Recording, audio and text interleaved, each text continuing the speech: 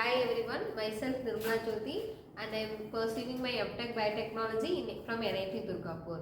So today I am here to share a topic on thermodynamics. So first and law of thermodynamics also we will be seeing. So before getting into the laws of thermodynamics, we will just first get an intro of what is thermodynamics. So first, what is thermodynamics? Any word can be divided into two. It's thermo and the second one is it is dynamics. So first the word thermo means we all know that it means heat. And dynamics, we have heard it from our childhood saying that a person is very dynamic. So what does a dynamic mean? Dynamics means that the person is very functional or active. So some mechanical function or action kind of thing only dynamics. So we can add the both words. So heat related mechanical function or heat related mechanical action is called thermodynamics. For example, we all would have went in two-wheelers or four-wheelers like that. In that, what is the mechanism?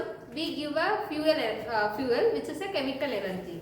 Fuel is literally a chemical energy. So first we give a chemical energy. Then due to some combustion, chemical energy converted into heat energy, and then the heat, due to the heat, the engine starts to run and the vehicle starts to move, which is a mechanical energy. So the energy is getting converted from one form to another. To know all this, we should know the thermodynamics. So next we will see like what is a system, like how well thermodynamics works. So let's consider this is a beaker containing some amount of water in it. So we started to heat the like little bit of heat we give to that water, and this is a beaker. So slowly what will happen when the water boils in our home? Slowly it will like evaporation will start, right? So evaporation will start. So this evaporation is like some water molecules which is known as matter. Any molecule, it can be solid, liquid, gas, and that is called matter. So this is matter. One energy gets released through this side. At the same time, heat will get exchanged by outside also. Like from here, the heat will get exchanged. So matter also get exchanged, heat also get exchanged. And then if you see, this is the system. This is considered as a system where the process is going on is considered a system. Other the remaining entire part, the entire universe is considered as its surrounding only. For example, if you keep this in your kitchen, this area is called as like your gas stove or something is along with that vessel, where the water is boiling is known as system. Your entire kitchen area or your entire home is named as surrounding. And this particular region is where the process is constrained, like where the water boils. This region is named as boundary. We call it as boundary. So this is the basic idea of system, surrounding and boundary. So that's it. No, there are three types of system in it. One is open system, and then another one is closed system, and another one is isolated system. So let's see about some open system. This is an open system. Like matter also get exchanged. At the same time, heat also get exchanged. Both get exchanged. At the same time, both also get exchanged. So what will be a closed system? So now the evaporation is going on. Now I cover it with a lid. Let's cover it with a lid like this. So water molecules can't go outside. No matter exchange will happen. So that is a closed system. So like no matter exchange will happen, but at the same time, heat exchange will happen. Heat exchange can happen. So then what does the isolated system means? Like if you give an insulated valve over here, like this. So in this if your insulated valve, heat cannot be going out, matter also won't go out because it's insulated. So completely when it is insulated, matter also does not go out and heat also does not go out. So this is the isolated system.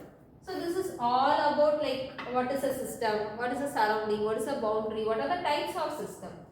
Now let's go into law of thermodynamics. So this is how the heat works. Actually this is how the heat converts into chemical or mechanical, any form of energy to do our work.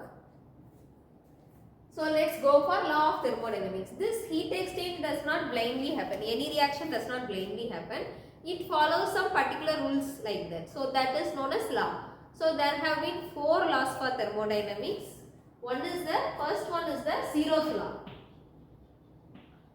and second one is the first law, and second law, third law, like that. 3 laws are there, along with the zeroth law is the first one. So in zeroth law, what they are saying means, like when two systems are equilibrium with the third system, then both the systems will be automatically in equilibrium only. Thermodynamic equilibrium will be there. So let's go in little bit detail. Like we will see what is the equilibrium.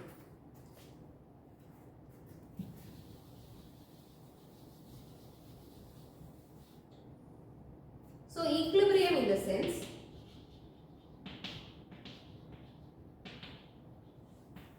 consider 2 people are fighting with each other. One person is 50 kg, another one person is 50 kg. They are equal. They are trying to push each other. They are giving the same force, everything.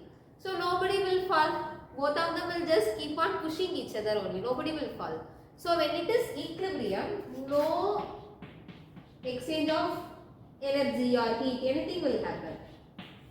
So when this is when it comes to heat, thermodynamic equilibrium, which means the heat does not get exchanged. For example, a system A is in 100 degrees Celsius and system B is also in 100 degrees Celsius. Yeah, energy will try to move, but the energy movement will happen if your heat does not happen. So both will be equally exerting the force to move the energy. So no energy movement will happen. And then let's see about like 2 systems are there, na? So this law also states that only.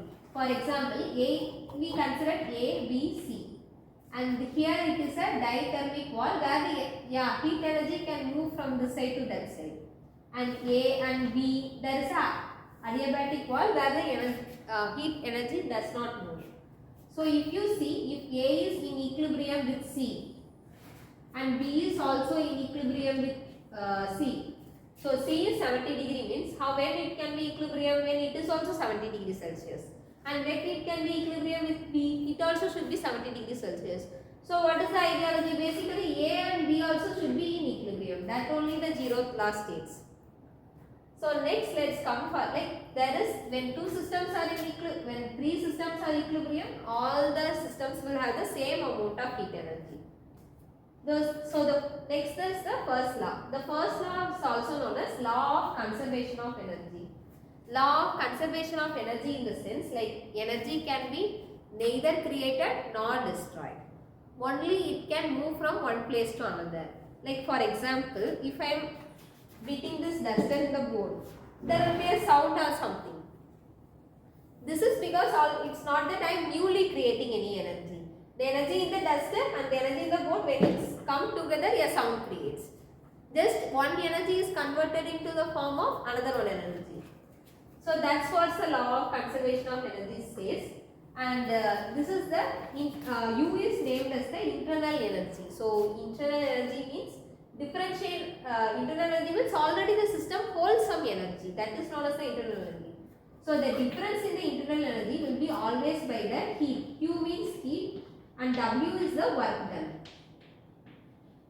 So if any change in the when no work is going on, no heat transfer, no work done, delta U is the differentiation in internal energy is 0. When that for example heat is getting exchanged, it will be plus Q. When work is done, it will be plus W. That time the internal energy will get changed. Next let's see about the second law of thermodynamics. So in a spontaneous process, the law states that in a spontaneous process, the entropy of the entire universe will be keep on increasing. That's the law.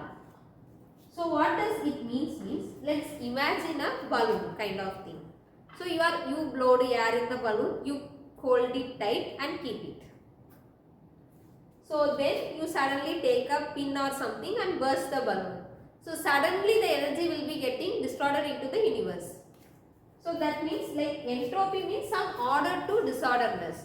So when one action to another action, for example one energy to another energy, the energy will be going on increasing only. Energy can never be decreased or something.